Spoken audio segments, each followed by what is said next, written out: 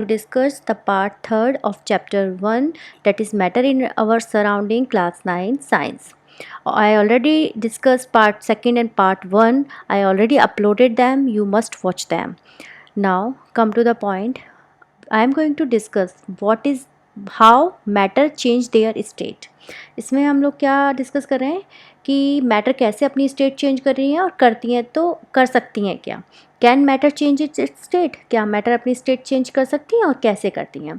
तो एक सिंपल सा अगर हम एग्जांपल लें अपनी डेली लाइफ से रिलेटेड, तो आइस आपने देखी है, that is a solid state. ठीक है, फ्रीज़र के अंदर होती है. जब हम उसको बाहर निकालते हैं, बाहर निकालने के बाद हम उसको अगर टेम्परेचर दें या बाहर रखें, टेम्परेचर बढ़ जाएगा उसका, तो that it will convert into the water form, that is a liquid state. अब उस लिक्विड को या उस वाटर को अगर हम और टेम्परेचर दें, ठीक है, हीट करें, गैस पे रख दें, तो वो वाटर क्या होगा, वाटर वेपर में चेंज हो जाएगा, होने लग जाता है. That is the gas form. मीट सॉलिड चेंज हुई लिक्विड में, लिक्विड चेंज हुआ गैस के फॉर्म में. ठीक है, अब उसके बाद अगर उस वाटर वेपर को हम लोग ठंडा करें, ठंडा मतलब गैस हमने बंद कर दी, जिस भी पैन में वाटर है उस पैन को हमने किसी भी ढक्कन से ढक दिया, उसको क्लोज डाउन कर दिया, तो हम देखते हैं कि उस ढक्कन के नीचे की तरफ कुछ पानी की बूंदें आ जाती हैं. वो क्या होती हैं, वो वाटर वेपर होती हैं जो कूल डाउन होके वाटर के फॉर्म में चेंज हो गई. ठीक है, मतलब हमने यहाँ पे टेम्परेचर कम किया, यहाँ हमने टेम्परेचर बढ़ाया, यहाँ हमने टेम्परेचर कम किया, कूल डाउन किया. अब जो वाटर है हमारे पास, उस वाटर को अगर हम और कूल डाउन करें, उसको हम फ्रीज़र में रख दें, तो क्या होगा, वो आइस के फॉर्म में जम जाएगा. That is in the solid form. Liquid change हो गया सॉलिड में. तो this process is called inter conversion of state of matter. This is the inter conversion of state of water. ठीक है, water is in the form of solid, water is in the form of liquid and water is in the form of gas. Water तीनों state में मिल रहा है हमें, और तीनों state change हो जा रही हैं. सॉलिड से लिक्विड बन रहा है, लिक्विड से गैस बन रहा है, गैस से वापस लिक्विड बन रहा है, लिक्विड से वापस सॉलिड बन रहा है. This phenomenon is called interconversion of states of matter. Definition: the phenomenon of changing from one state of matter to another and then back to the original state is called the interconversion of state of matter. ठीक है, कोई भी matter अपने state से किसी दूसरे state में change हो जाएगा और वापस अपनी स्टेट में आ जाएगा, अपनी ओरिजिनल पोजीशन, अपनी ओरिजिनल स्टेट में आ जाएगा. That is called the interconversion of states of matter. अब ये जो interconversion of states of matter होता है, वो किस चीज़ों से इफेक्ट होता है. यहाँ हमने देखा दो चीज़ें हैं, टेम्परेचर और प्रेशर. ऑलरेडी टेम्परेचर हमने यहाँ देखा कि टेम्परेचर बढ़ाया, ठंडा किया, तो एक स्टेट दूसरे स्टेट में चेंज हो गई, दूसरी स्टेट फिर से वापस अपनी पहले वाली स्टेट में आ गई. ठीक है, तो टेम्परेचर और प्रेशर, तो इन दोनों को हम डिटेल में पूरा यहाँ डिस्कस करेंगे. इस वीडियो में मैं टेम्परेचर डिस्कस करूँगी और नेक्स्ट वीडियो में प्रेशर डिस्कस करेंगे. ठीक है, now come to the temperature point. Affected by changing in temperature. Temperature में अगर चेंज करेंगे तो जो मैटर की स्टेट चेंज हो रही हैं, इंटरकन्वर्जन हो रहा है, उस पर क्या इफ़ेक्ट पड़ेगा. जैसे ये आइस है, आइस को जब हमने टेम्परेचर दिया, हीट किया, ठीक है, हीट देने से क्या होगा कि इनकी जो मॉलिक्यूल्स हैं उनकी काइनेटिक एनर्जी बढ़ जाएगी. काइनेटिक एनर्जी बढ़ने से क्या होगा कि मॉलिक्यूल के बीच का जो फोर्स है वो कम होने लगेगा, वीक होने लगेगा.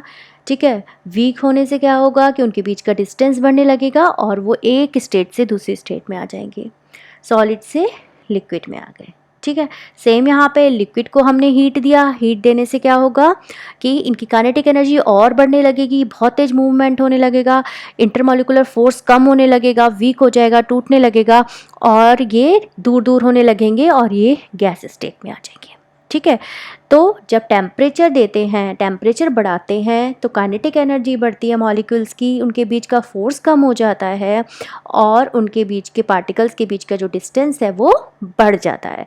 तो ये टेम्परेचर से इफेक्ट पड़ता है.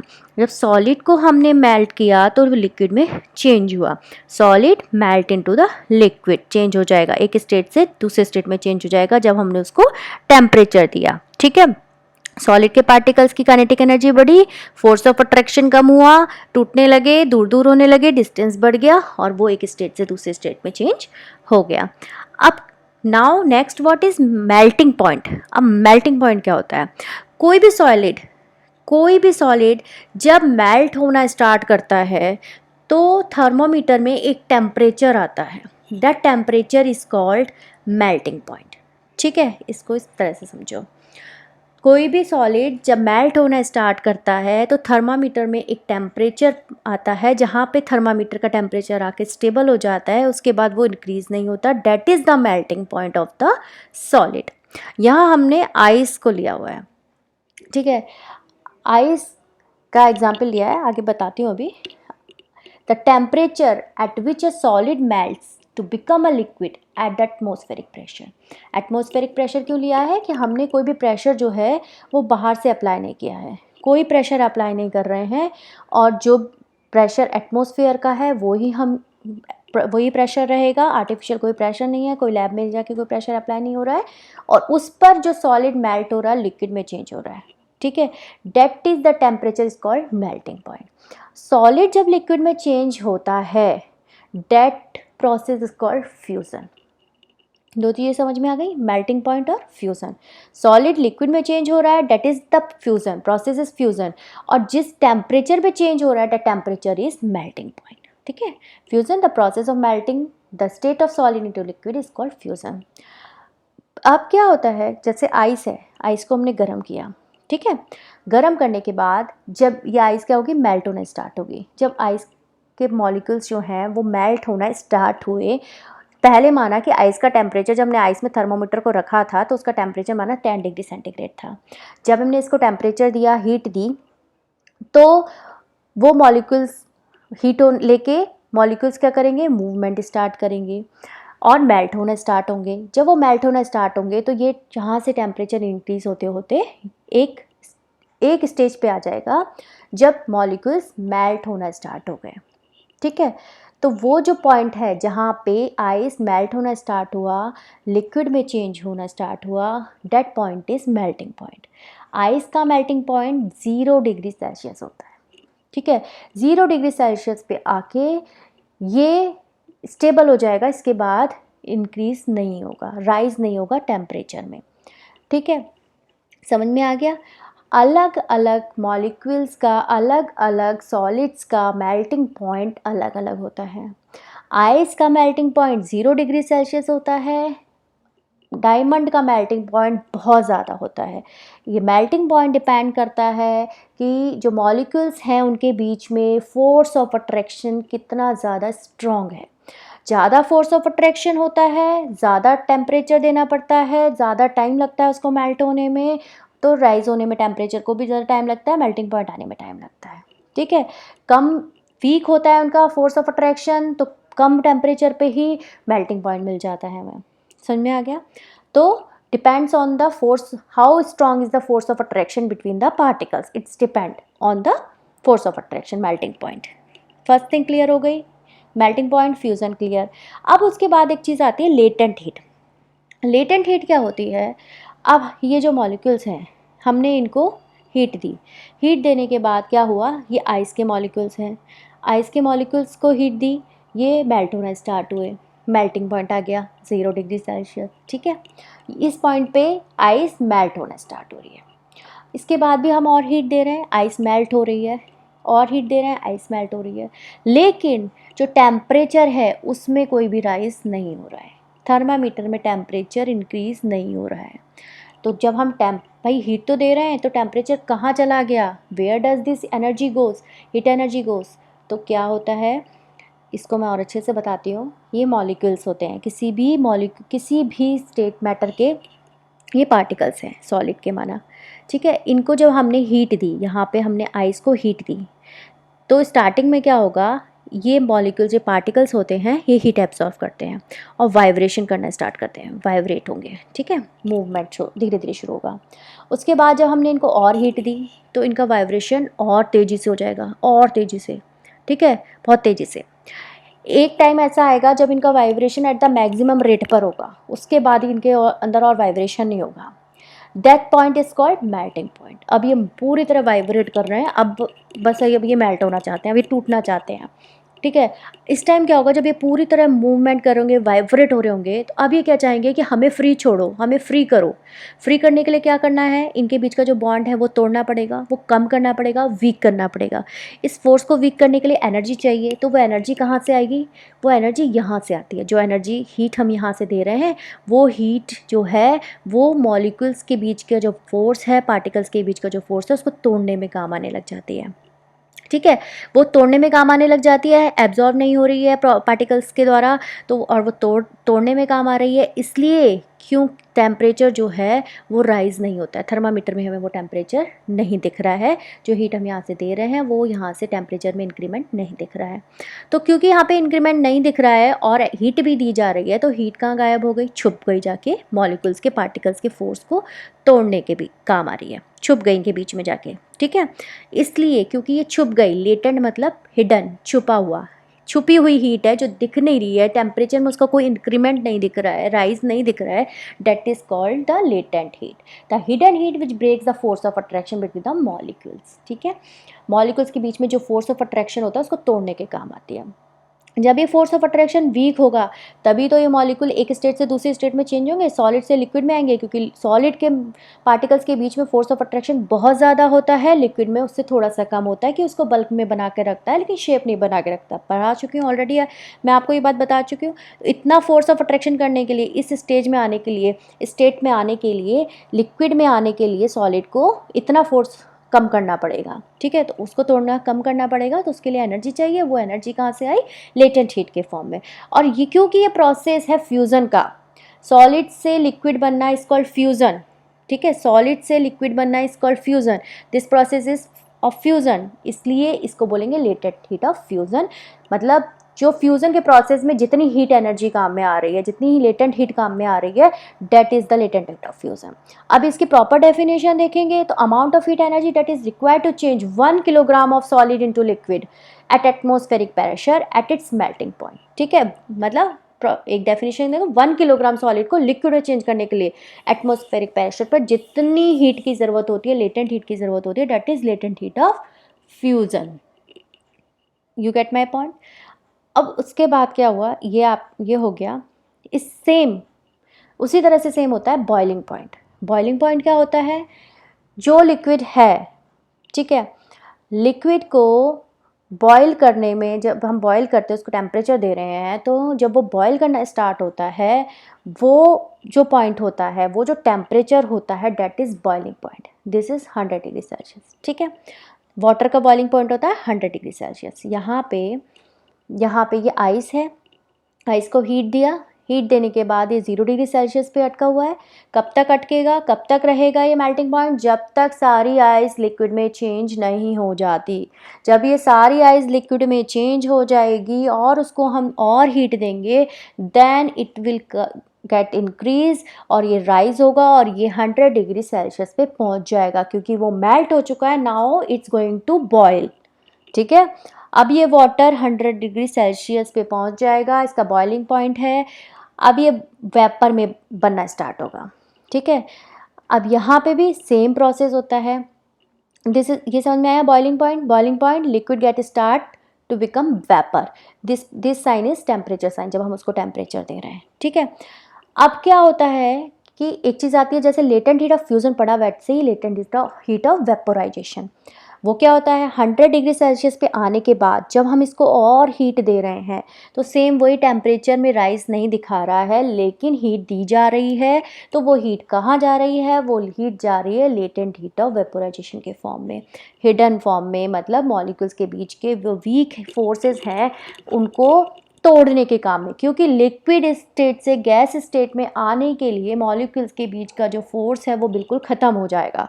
अब ये कहेंगे हम बिल्कुल फ्री होना चाहते हैं, हमें यहाँ से जाने दो, हमें मूव करने दो। मूव करने के लिए क्या होगा, इस फोर्स को, जो वीक फोर्स है लिक्विड में, उसको ख़त्म करना है। ख़त्म करने के लिए यहाँ के लिए एनर्जी चाहिए। वो एनर्जी कहाँ से मिल रही है, लेटेंट हीट ऑफ वेपोराइजेशन के फॉर्म में एनर्जी मिल रही है। तो ये क्योंकि ये भी हिडन है, इसलिए इसको भी लेटेंट हीट का है। यहाँ पे इंक्रीमेंट नहीं दिख रहा है, कोई भी राइज नहीं आ रहा है टेम्परेचर में। ठीक है, that is the latent heat of vaporization. The same definition, only the change is 1 kilogram of liquid into gas. the amount of heat energy that is required to change 1 kilogram of liquid into gas at atmospheric pressure.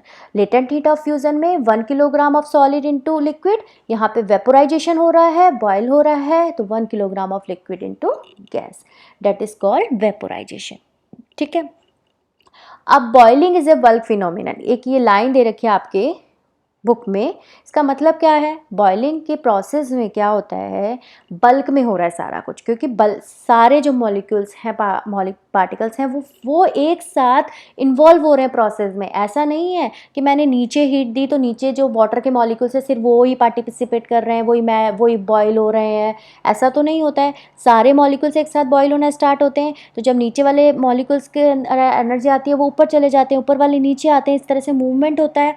तो bulk में क्योंकि पूरे ही molecules एक साथ involve हो रहे हैं process में, that's why it's called bulk phenomenon. सारे मॉलिक्यूल्स इसमें पार्टिसिपेट करते हैं. It is a phenomenon in which all the particles और substances involve in the process. अब नेक्स्ट है, ये एक मैंने ग्राफ है, इस ग्राफ से मैं आपको समझाऊंगी कि मेल्टिंग पॉइंट, बॉइलिंग पॉइंट और latent heat of vaporisation, latent heat of fusion, तो आपको बहुत अच्छे से क्लियर हो जाएगा. ये मैंने 2 एक्सेस लिए हैं, टाइम है, टेम्परेचर है.